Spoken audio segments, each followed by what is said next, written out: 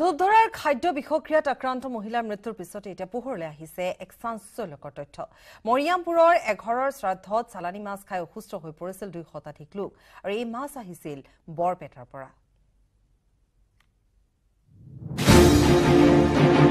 চালানী মাছ খাই 200ৰো অধিক লোক অসুস্থ। এটা সকামৰ পৰা আৰম্ভ হৈছিল কাহিনী। মাছ মাংসৰে জুতি লগাকৈ এসাঁজ খাইছিল অভ্যাগতসকলে। ৰাইজে তৃপ্তিৰে খোৱা দেখি গৃহস্থই মাৰিছিল সন্তুষ্টিৰ হাঁহি। কিন্তু বিধাতাই নিদিলে সুখত থাকিবলৈ।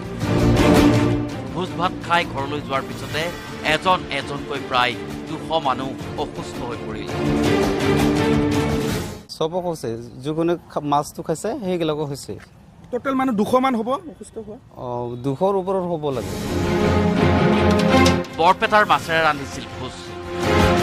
জুতি লগা খাদ্যত লুকাই আছিল বৰ বিষ। কিয়নো যিসকলে মাছ খাইছিল তেওঁলোক লগে লগে অসুস্থ হৈ পৰিছিল। ভোজৰ কাৰণে মাছ আনিছিল বৰপেটাৰ পৰা। মাছ বেপাৰী কৈছে আমাৰ তাতে ইমান মাছ নাই, মই বৰপেটাৰ পৰা আনিম। বৰপেটাৰ নাম দিছে।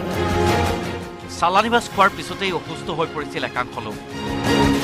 লগে লগে ৰংজুলি, দুধনৈ, গোৱালপাৰা পশু চিকিৎসালয়ত ভৰ্তি কৰোৱা হয় সকলোকে। একাংশ লোক মেঘালয়ৰ চিকিৎসালয়তো ভৰ্তি হৈ আছে এতিয়াও।